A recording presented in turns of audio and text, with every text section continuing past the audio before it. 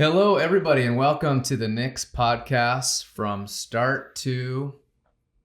You guys are supposed to say finish. Yeah, start to finish, yeah. We are super excited. We're in Columbia, Tennessee, and we are here with Trenton Heath, a.k.a. Potter & Sons, a.k.a. Southern Polished, and a.k.a. Trenton Heath. There you go. Which is impressive and also confusing. Oh, absolutely. Yeah. So we're excited to be here. You guys have been extremely hospitable. And I'll tell you what, we were worried about the humidity and bugs. We were really stressing about it on the plane here, but it's been delightful. Oh, good. I don't think a good time to come. I haven't been bit by any bugs, and the humidity is actually very tolerable. So yeah, I hadn't quite gotten to the rough part of the year yet. Okay. July, August, it's pretty miserable. We'll June, we're okay. We'll come back then, yeah. We'll be sure to take a shower if we go out in the woods. But anyways, we are here touring the shop. We're excited to finally have you guys here on the podcast. And tell us a bit about the names of your businesses. Tell us, we got 3 businesses in one. Yeah. Okay, so. All right. Yeah. So you guys sort of like, let's be honest, found you through YouTube. Yeah. And that's where we have Trenton Heath, our YouTube channel. We started 4 years ago. Okay. And then we have Potter & Sons, which is our shoe repair, shoe product, leather goods business. Okay.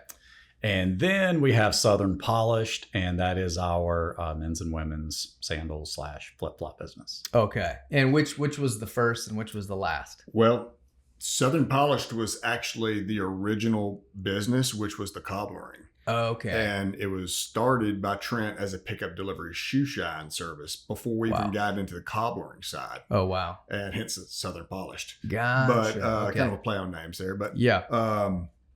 When we started to break the different businesses and ideas apart, we did Potter & Sons, and then we were like, we got to recycle that name. Yeah. So when the split had the sandals, we're like, let's bring that back and just gotcha. Southern Polished sandals. Okay. Now you guys, you resemble each other. How do you know each other?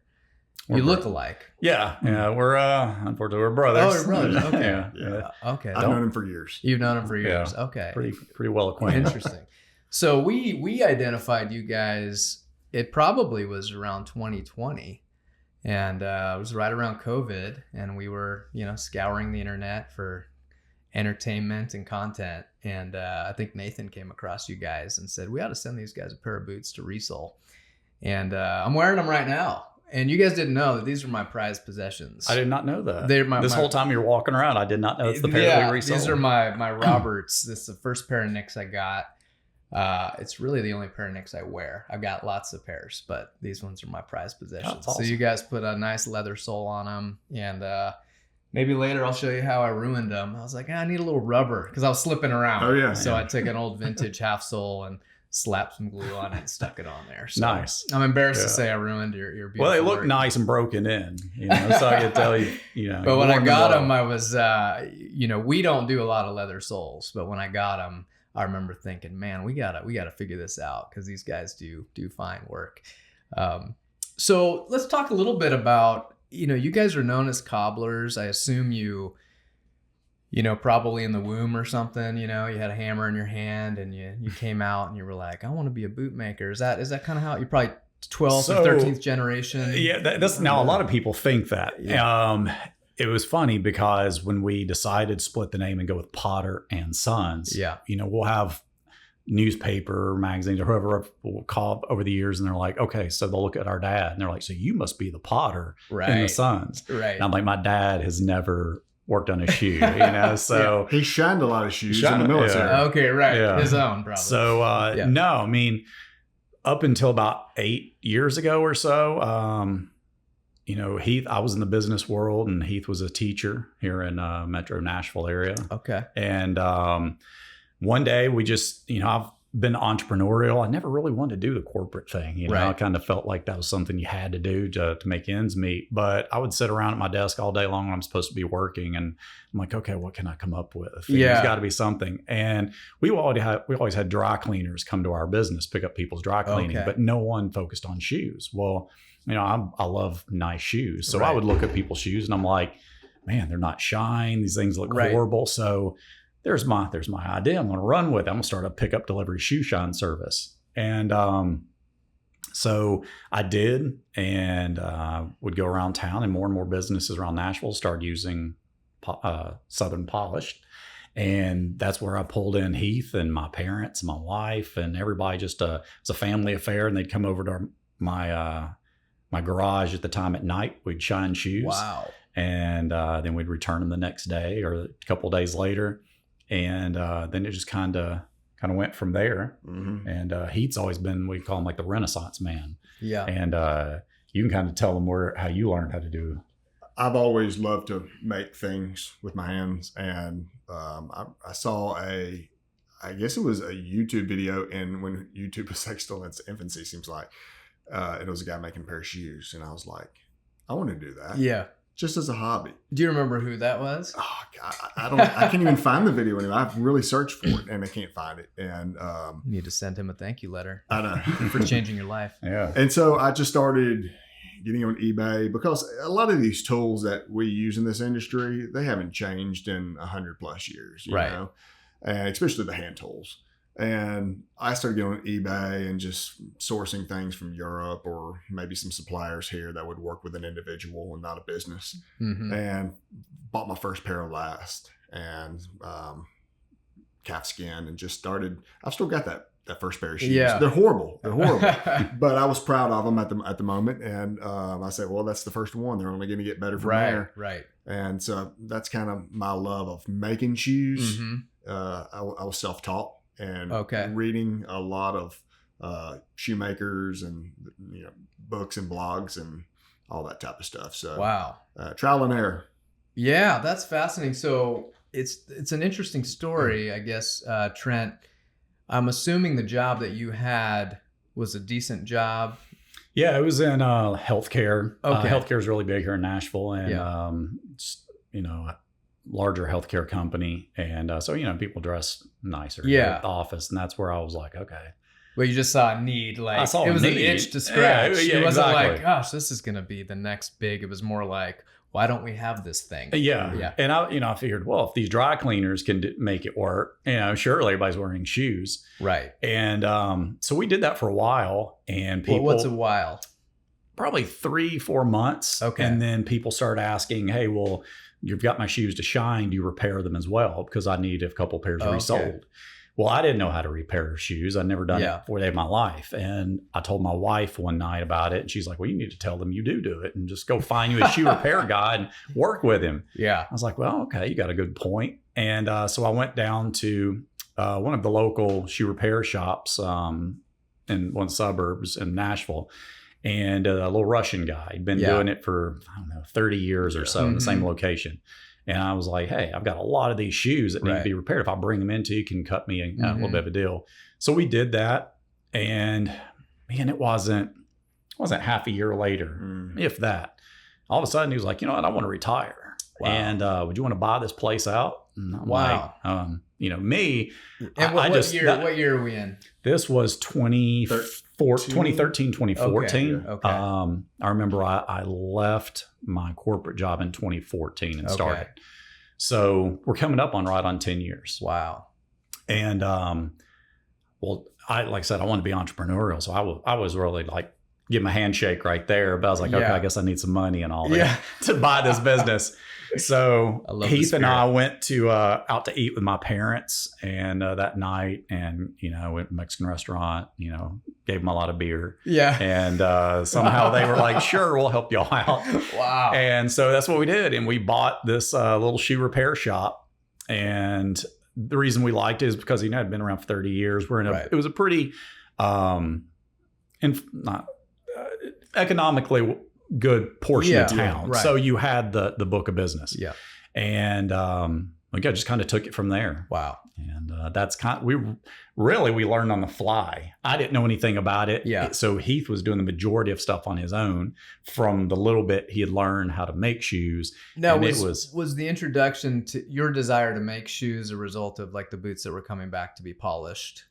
Or were you already No, this goes back to we grew up as military brats. Yeah. And so we went to high school in Europe. Okay. And so we got to see a lot of the European craftsmanship. Okay. When we traveled to Italy and all that. So we've just always been into the old way of doing things. Gotcha. We're just old souls. Yeah. Okay. That's funny. That's kind of my nickname. Old soul. Yeah. And then what were you teaching? I was teaching government and history. Okay. In a public school or public schools. Okay. So I like to get my dates straight. So we're back in 2013, 2014-ish. From the time that you started hustling shoes to be polished to the time you quit your corporate job, how much time had passed? Almost 2 years. About 2 years. I started Southern Polish Pickup Shoe Shine in 2012. Okay. And then bought the shoe repair shop in 2014. Okay. And you were going to other businesses and saying, hey, there's a service. Yeah. So I would go around to a lot of these other buildings throughout town. Yeah.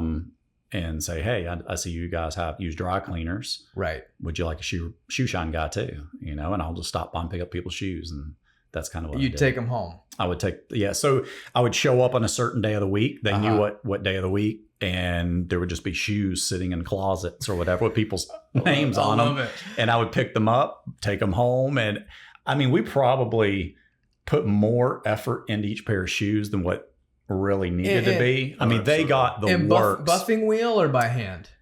A little of both. Yeah. So we bought a little bench mounted buffing wheel, but it got to very quickly to just give it to the next guy, and we'd assembly line it. It was hands out. It was not an industrial buffing wheel. It was one of those you get like it has the little black and the red little willy feather thing. Yeah, right. So I love this dichotomy. You're in a corporate job, but you're like, I'm going to leave that to hustle shoes around and shine them from home in my garage. I had more fun doing that than I did sitting in behind a desk. I would leave school in the afternoon and Trent would say, I need you to drive downtown to this business. And I would drop in my car right out of the school lot, drive downtown, pick up shoes for him, and we'd all meet in the garage. And might I ask, how old were you guys 10 years ago?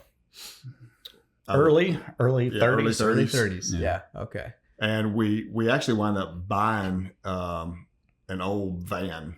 And we would actually try to be a mobile shoe shop so that we could actually do it on the fly. Like we could pull up there, they'd walk out, hand us the shoes, we'd shine them right there. It had some trial and error, but this was a old beater of a van that we had like our logo put on the side of it. So this story is way better than I thought it was going to be. Yeah, it gets good. I mean, our wives, the fact that we are still together with them speaks volumes. That's exactly where I was headed. So my wife, we've got 2 young kids at the time. Yeah. And, I'm trying to sell this vision I have for my life.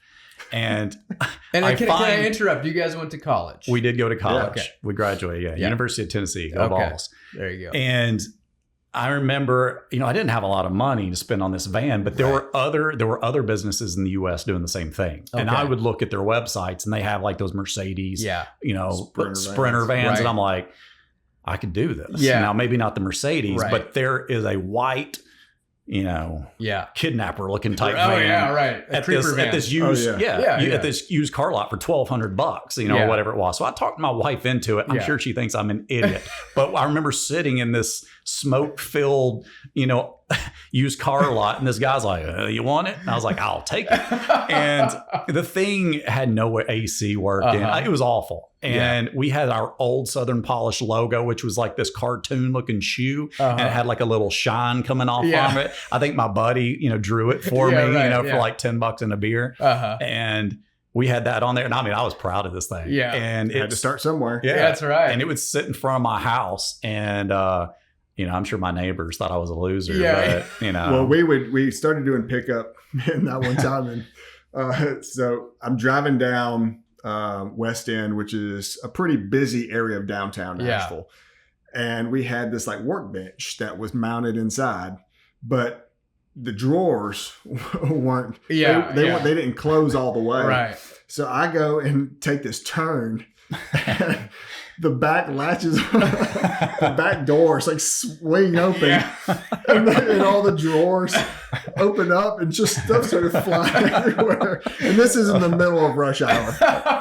I don't know why I'm envisioning the scene from Dumb and Dumber where they're in the dog. You know, it's the mobile dog. It was. Yeah, this was. I just Minus the hair. Yeah. And there was this, I got to share this one too. Oh man. There was this, so there's this place called Tom James. And if a lot of guys in Nashville, a lot of people worldwide, if you wore suits, Tom James was a we come to you and fit you sort of bespoke tailor guy. Gotcha. Been around for years where they're corporate buildings here in Nashville. And I knew a lot of guys over there that were, you know, friends of mine that worked there. And I was like, hey, if we can get in with the Tom James sales guys, we are gold. Because those guys have to dress nice every day. Right. So he's like, sure, man, swing by on like a Monday. I'll get you a bunch of business. Well, we pulled up in this thing. And again, no AC. Yeah. So summertime down it is here. summertime. Oh, We've got the windows rolled down. There's only 2 windows, you know, up front. You can't see anything in the back. Right. Yeah. And he comes out with all these shoes and gives them to us. And about 2.5 hours later, he pops in again. And Heath and I are just sitting in the back of this pouring sweat. You were doing the work in the van. In the van. Wow. Because we were going to be like, we come to you and do it in the van. Yeah. Remember, we did not have the money to pay for the AC to be fixed. So we are pouring sweat. And I mean, we look ridiculous. Yeah. I'm sure he looked at us like, these guys, I don't know. Sure, they need the money. Keep the change. Yeah. I'm sure he walked back inside and said, please tip these guys well. So we did that for a while. And then that was about the time that we got asked, hey, do you want to buy out the shoe repair shop? We also used to do events. So we would do things. Trent did a bat mitzvah one time or a bar mitzvah. And we went to... something at the we went Ryman to the Ryman Auditorium one time, Okay. and we would just set up. People would hire us to set up, and their guests would shine shoes. You're in the Americana Awards, I think. The Americana Awards. We'd go to convention centers, and guys who were trying to make a sales pitch, they would hire us to shine shoes because when the guys getting a shoe shine, they're trapped there and they can listen to a sales pitch. So it's a pretty good idea. I forgot about a lot but of we that. did. We did all kinds of gigs, man. Just trying to scrape out. So some we are money. 2 guys married, college degrees, Right. kids, and we're out there just doing hustling it, man. So you know, where do you attribute your hustle to or from? I think we always my parents definitely tried to instill a hard work ethic. Yeah. You know, my mom talked a lot about, you know, our granddad, you know, he owned his own business and he hustled, you know, to pay for everything. My dad grew up and his dad died when he was real young. So he kind of took it upon himself to hustle. And, you know, he had us when they were younger. So he was working full time while he was going to get his engineering degree at night. Okay. And, you know, he worked all kinds of jobs and he was very successful in the military. And so both, you know, we had a lot of, you know, good hustle examples. genes. Yeah, I guess so. Well, and they also kind of beat into that. If you work hard in this country, you can do it. Right. Just kind of. And you guys believe that. I do believe it. Yeah. But I think you also have to, you're going to be successful if you find something you enjoy. That's and I just knew the corporate world was not something I was going to love doing long term. Yeah. And I'm sure my wife hated it at the time. But hey, you know, you find it. Yeah. That's fascinating. So 2014, is that when you bought the shoe repair business? We bought the place. Yeah. Okay. And I assume the previous owner, did he apprentice? Did he show you guys what to do, or was it just here? Well, Heath, you want to tell him? Yeah. So we agreed when we bought the place that he would stay on and train me because I'd be the first one. So I was a teacher. I was out for the summer. Okay. And he would train me. I don't have a lot of patience when it comes to listening to others. Right. And I just kind of like to dive in and do it. Mm-hmm. And so he taught me for about a week and a half. And then I was like, I think I got this. And he was like, you sure? And I'm like, yeah, I got it. Yeah. And so he bowed out and then it was just baptism by fire. Wow. And so real quick, I remember at the time we had to do this little by little. So Heath was the first one to quit his job. Okay. And he took over because he knew how to do more than I did when it comes to fixing shoes. So he's in there and he's having to learn how to listen to the little bell go off, go out there, help the customer, ring them up, come back, work on shoes. And it seems like once you start to work on the shoe, that's when the customer wants to come in. Exactly. Yeah. Well, I would go to my full-time job every day, and then about 4:30, I would leave, come to the shop, and help Heath out for a couple of hours. Yeah. Well, I remember for a good month or so, I would show up, and Heath is just fuming hot. He's sweating. He's mad. Yeah. And he's like, "When are you going to quit? I can't keep doing all this on my own, you know?" And I'm like, "Hey, easy, man, easy. When I get a chance here, you know?"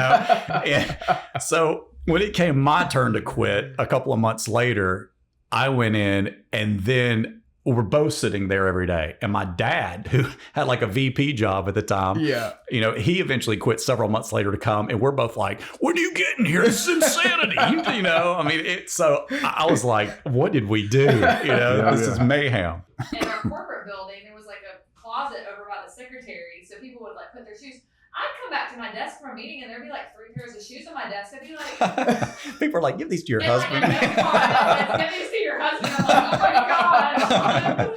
That's the best. It's Trent and I just we weren't built for. I was not. Like I told cubes, sitting in a cube. Not at all. I can't do it. Oh yeah. I used to do landscaping in the summertime. I did for a too. fraternity brother of mine. And most people would look at being out in the hot, humid southern climate, and they're just like, "Gosh, it'd be miserable out there." I was looking out the window like, I'd love to be out there in a mower. Oh yeah, you know, with in flip flops or barefoot, or barefoot, whichever. The barefoot mower. But it was just, to me, doing something like that was just freedom. Yeah. So would you, I guess, looking back,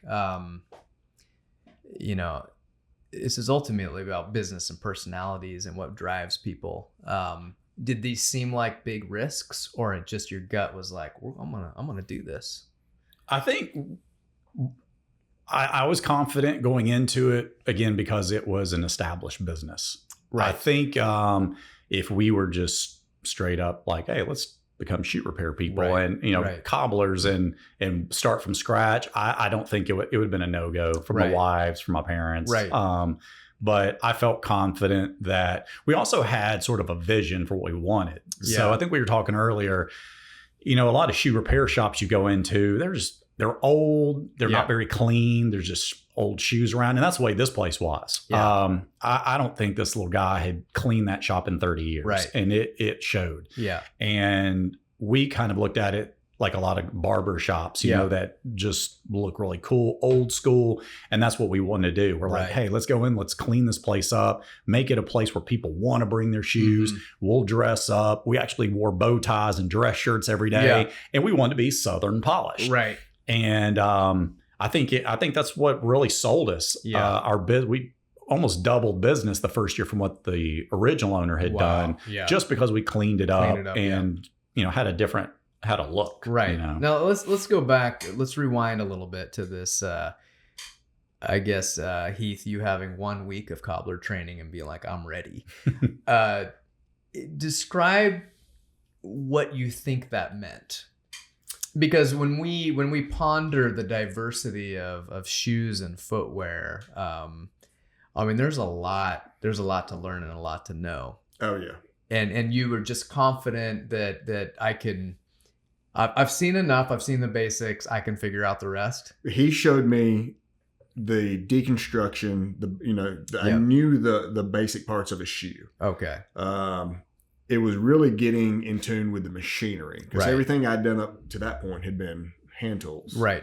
And now it's trying to do it on a machine. Right. And then that's where it starts. You think about it and it's not in your hands yet. So that was the struggle that I knew I had to. That was the mountain I had to conquer. But even threading a Landis isn't just something that's just something you saw a few times and you said, I got this. Yeah, and I'm really good at that. Okay. I still maintain the machinery around here. Yeah. And if something breaks down, and we got a guy on retainer that we bring in from Illinois, but I do most of it when it's around here. So I could pretty much just look at it and see how it's done. Gotcha. Okay. So you're starting to sweat and you're starting to fume. You're encouraging your brother.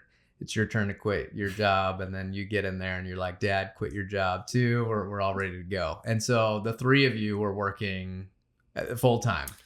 At it. Yeah, the first summer when it was just me, I still needed some help, because I'm like, I'm never going to conquer these shoes if I have to keep going out there to the cash register. So we hired a an Egyptian boy that used to go to the high school that I was teaching at. And he had just graduated. Okay. And he came and he worked the front while I would stay in the back and do the shoes.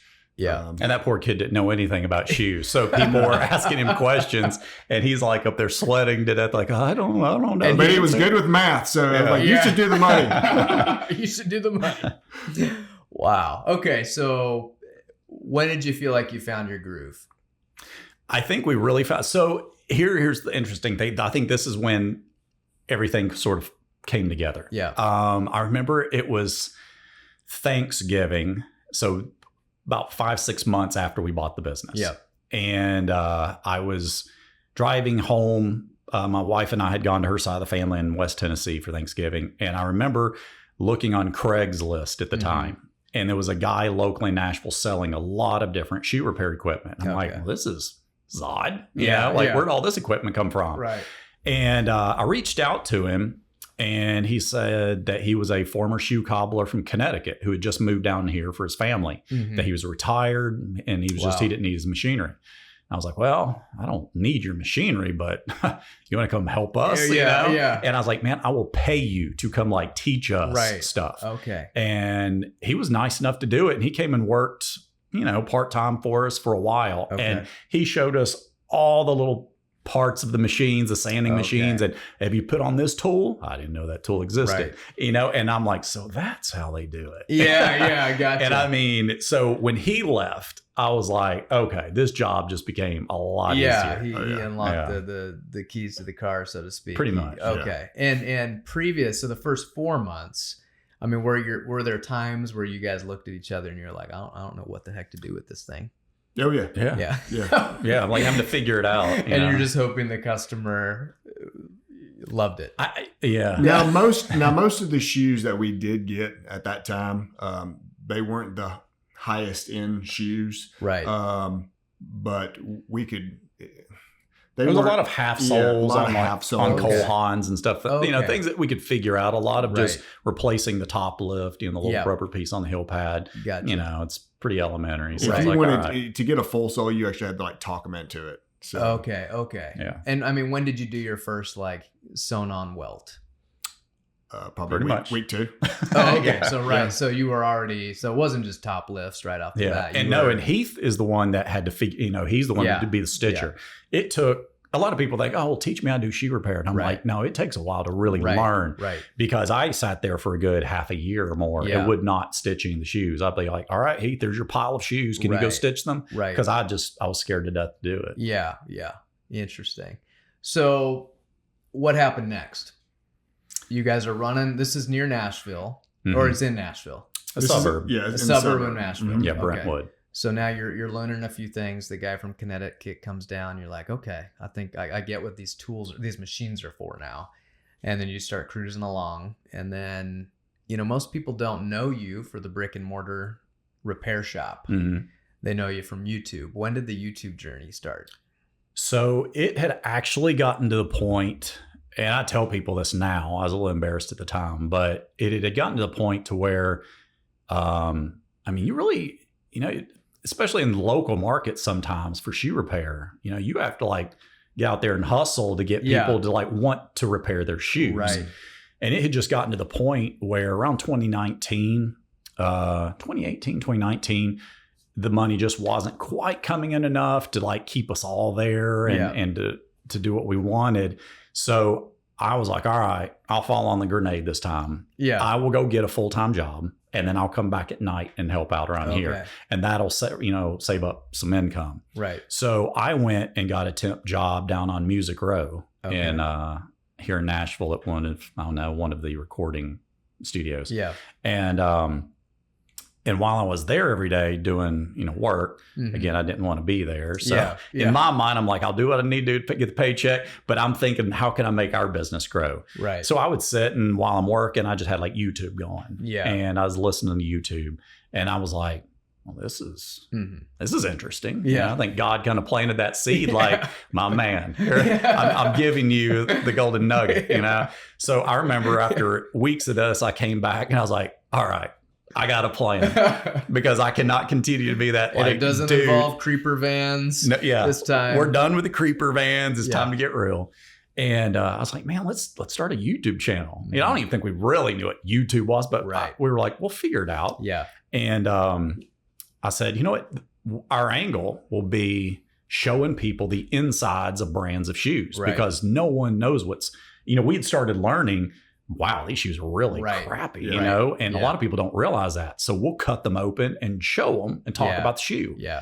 And also an educational tool because Yeah. we're like a lot of people were bringing their shoes to us saying, "Hey, can I get these shine?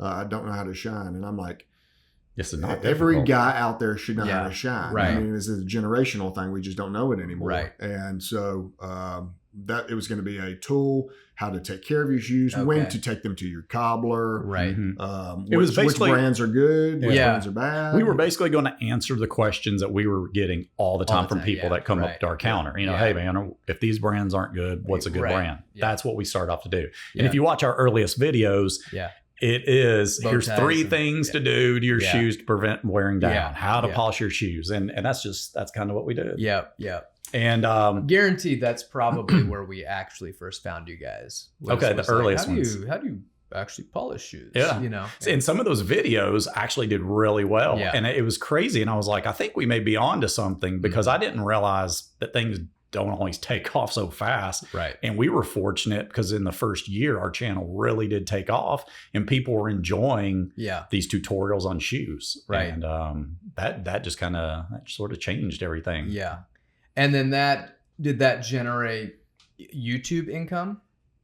Yeah. So at that point, it was really funny because really within that first year, after it started growing so quickly, then we went from our dad he is the extrovert. Yeah. And I mean, so he always works the counter. Okay. Heath and I would be in the back shining shoes and Yeah. all that good stuff, Yeah. repairing on shoes. And he would sell ice cubes to an Eskimo. Yeah. Right. So guys would come in and say, hey, I just need to get these top lifts changed. He's like, Right. looks here like that's a little spongy on that sole. Yeah. I think you need a full sole. Well, full sole. Well, let me tell you. And all of a sudden he comes back there with 3 pairs of shoes, Yeah. like full soles. Yeah, full And back in the day, we were like, cha-ching, baby. You know, because a full sole is like, man, we're going to be able to eat tonight, you know? So you guys gave him a bonus for all the full souls he could hands bring down. back. So that's pretty much what happened. And Yeah. after YouTube took off, it's like, Dad, you can relax, you know? Yeah. So Wow. then we start getting brands reaching out to us, you know, saying, hey, can I send you some shoes? I'd love for y'all to Right. review them. You know, hey, we'd love to sponsor your videos. And then we started seeing this thing called ad revenue for YouTube, Right. and that started coming in. So yeah, things just changed. Wow. And that was 1920 roughly or before that? Not quite 2020. 2020. Yeah. I mean 2019, 2020. Whatever. Yeah. Okay. So that time period. So That's yeah, right before about a year before COVID. right before COVID. Yeah. Okay. Wow.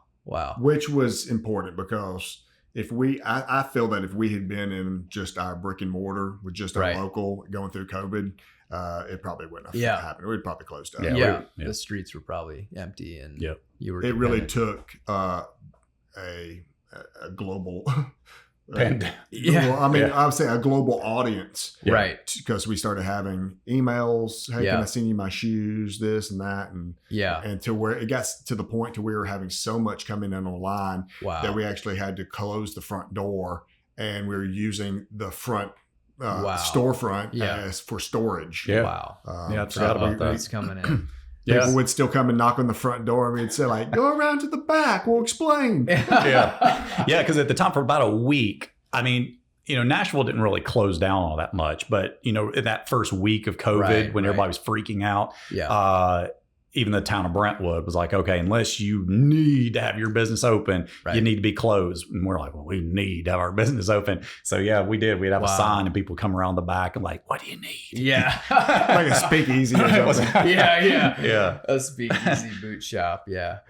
She's like, cash only, cash only. Yeah. That's amazing. What a great story. I mean, it's, yeah, I love, you know, I mean, my kids are teenagers now, and it's, you know, this narrative of like, go to college to get a degree. You know, that was just what we were told, you know. That's what we were told. Yeah. And now I'm telling my kids, you know, like, maybe do what you enjoy, you know. And That's what I used to be asked as a teacher to tell all my students is go ahead and start thinking about what 4-year university. And I'm like, why? Right. You know, you could be shining shoes out of the back of a creeper. You van. never know what's Out going of to our happen. Sweating. Yeah, I know, right? So I guess fast forward to, I mean, the last few years. I mean, what have you guys been doing? I mean, we're here in a beautiful facility. You guys have how many square feet here? A little over 5,000. Yeah, a little 6,000 or so. Okay. Yeah. And you guys are in the sandals and flip flops business with still some shoe repair. So about 3 years ago, we moved the business down here to Columbia. Okay. And built out a larger facility because we outgrew. We were literally in an 850 square foot Shack. Yeah. And yeah. part Not of a that, building, a shack. Yeah, shack. Okay. And, so we moved down here. We set up a new operation, and we started. You know, we still had the sandal business, which was kind of tied into that story. Yeah. But So all the sandals started here. No, so they started up in Brentwood, and they Okay. actually started at the second summer that we were in business. The first summer we noticed there's not a lot of business coming in because down here in the South, everybody is going extremely business casual or their own vacation. They're not thinking, get my dress shoes redone. We'll catch you in the fall. Yeah. And then it picks up again in the fall, and it hasn't changed. But so the second year we said, let's come up with a way to supplement during the summertime. Right. And that's where we started thinking about our own sandal line. And we went through so many different variations of this. And, and the reason we started thinking about sandals, there's a reason for that, is because women were the ones bringing in their sandals, bags full, saying, hey, all my little straps are coming unglued. Can you fix these? Yeah. And a lot of them were like high-end brand names. Okay. And that's when we were like, wonder why all these high-end brand name sandals are just coming unglued. Right. And then Heath, you know, who studied in Italy, and we visited Italy when we were, you know, kids. Yeah. And we were like, well, there's a reason they're making great sandals there. Why don't we just do that and duplicate it? And that's kind of what we started doing. Gotcha. Okay. Fascinating. Yeah, no, I mean, this is an amazing operation. We've sent a few boots to you guys to redo. Yeah. And I mean, honestly, we take a lot of pride in what we do, to be quite honest. You know, there's a lot of people that can, resole. A lot of people that can maybe revamp, you know, we call it sewing a vamp on, but few people can do the whole thing. And you guys, I mean, you can do it. You know, there's very few good cobblers that can resole, rewelt.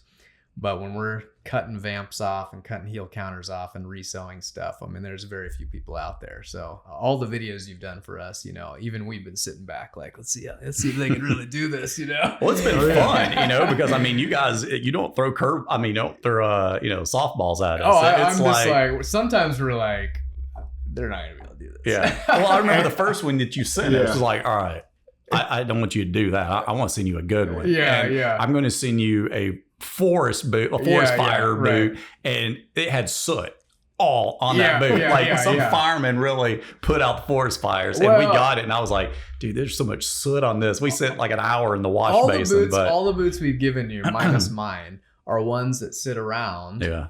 They reek like asphalt or fire. And they sit around because they're like display models that we don't even want to recraft because we kind of perceive them as too far gone. So we're just like, go to the wall. Yeah. What do you think? Those are the best ones. I mean, that's what most people are. The folks that watch our videos. Right. I mean, that's what they want to see. Show me really beat up. It's fantastic. Yeah. So it's fun. You know, working on the boots and Nick's boots. Y'all are making great boots. We appreciate it. So we were so impressed with what you guys did with our boots. You know, we just thought, man, I bet you these guys, we should do a collaboration boot, you know, and we'd pitch some ideas around. And, you know, wingtips are something that have been like, for our brand, it's just a big no-no. You know, it's like, you don't do that to a Nick's boots. And, but we started talking about it, I think. And you guys were encouraging of the idea. And I think it was one of you sold it by saying it's gonna be like an English hunting boot or something. Yeah. And I just had this like vision of like that's exactly what it is, you know? So, I mean, you guys, the stag boot was really our first wingtip. Yeah. And, I'll admit, I was pretty nervous about it. Like, you know, we're a hardcore blue collar work boot company. And then we're like, we're going to throw a wingtip on this thing. But I think we did it in such a way that was like, it's still a boot. It's a cool boot. Yeah. Yeah. And I remember us talking about it on the phone, and I just knew I was like, you can only do like the Knicks boot. And I've seen other collabs with some other guys so many times. And I was like, if you're going to come to Trenton Heath, where we get a lot of dress shoe guys. Right. And I knew our audience is a good 50-50 split. We get boot guys and we get dress shoe guys. So we have to do part of like what we do. And we're big British shoe guys. Yeah. I mean, I love Downton Abbey. I love all that stuff. So we started talking, and I was like, man, I'm feeling like just a Downton Abbey type of boot, you know, put on your tweed and let's go hunting, you know, and we like to bird hunt anyway. So I was like, this is like right up our alley. Yeah. And that's where we both came up with, you know, something along that line. Yeah. And no, I think we pulled it off. You guys pulled it off. Yeah. So. Well, I mean, I think there's a bit of a cult following around that. I think it's, you know, when we launched it, you know, we were kind of like, okay, let's test the waters here. I think it was after we were done and closed. I just felt like a lot of people were like, well, what about me? Like, or when are you going to release it again? We're like, it's closed. So I think there's opportunity, you know, in the future for something more like that. We want to do another collab with you guys. I think it'd be fun. It's collab season, you know. Let's do it. And, you know, we are here in Nashville. And I know Nashville's kind of known for like wedge sole work boots. It's you know, it's cowboy boot, Western boot country. Yeah. And we did just launch, you know, a Western pull on. And what would you guys think about? I mean, what would your audience think about maybe a collaboration pull on Western boot? We get a lot of cowboy boot viewers, and most of our cowboy boot videos usually do pretty good. Yeah. It's the all-American type, you know. Boot. You wouldn't think of that cowboy boots would do very well in videos, but to your point, the last one we did was a Nashville cowboy boot that Heath you've had for over 20 years, and that video did really well. Wow. So I mean, I think people are down with the cowboy boots. What are your personal thoughts on cowboy boots? I live in them. Most of the year I'm in boots. Yeah, I love cowboy boots. Yeah. And I think it's a big part of where you're at in the country. Right. Around the Southeast, Texas, you know, there's you can get by with wearing cowboy boots all over the place. Yeah. Fantastic. Well, I think we should throw around some ideas, maybe get some inspiration from the Nashville scene, and I think it'd be a lot of fun. We're learning a lot. I mean, it's a boot that we actually used to do them, you know, mid 90s to mid 2000s, but that's awesome.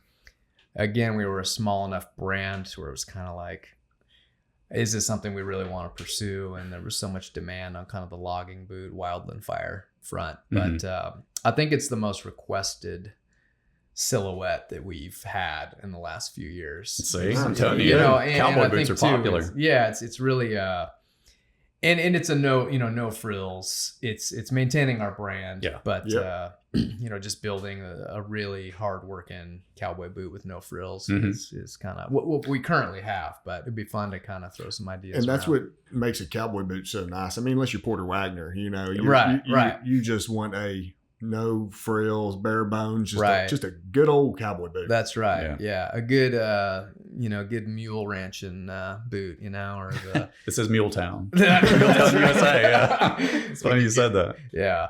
Well, we just want to say thanks to you guys. The partnership has been, you guys have been fantastic to work with. I'm so glad we did this because there's more, it's more to boots, right? It's people's livelihoods, decision-making.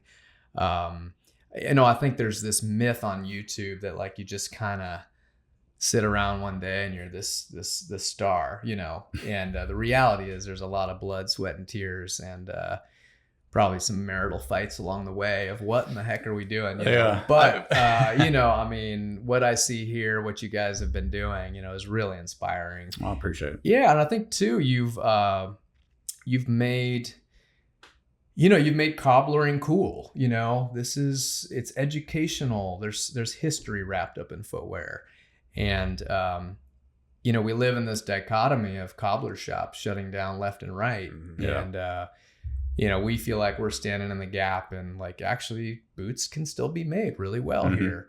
You guys are standing in the gap. Like there are boots that should be repaired and put back together, and there's an art behind it. So, and I do feel like there is almost a renaissance movement going on with the next generation of young people who say, hey, I long for that dressing up, and maybe things go in waves, and things of quality. And things of quality and sustainability and not just throwing it away. And so I do feel like there are more brands that are turning to social media and trying to ramp it up, and they're well made, they're welted, they're stitched down, they're just they're well made shoes, and there's a going to be a out need there to have them resold. So but now are the cobblers there to fill the void for when they need to be redone, and because it really takes both. You've got to have the cobblers, but you got to have the makers. That's right. Yeah. That'll be project 2024 for the both of us, is a revolution in the industry with getting the next generation of cobblers up and going, because we need them. We don't have the capacity to repair all the shoes we're producing. And we need good quality partners that can get them done. So anyways, thank you guys. We're gonna head up to Nashville this evening, and you guys will show us around. We're pumped for that. And for all the listeners, again, this is the Nick's podcast from start to finish. We like to throw everybody a bone if they've been sticking around this long. And so we're going to throw a coupon code down in the description below for those of you that are still watching to get a little discount on a pair of Nick's. And for everybody, thanks for watching, and thank you guys for having us. Hey, appreciate it. It's been fun, guys. All righty. We'll catch you on the next one.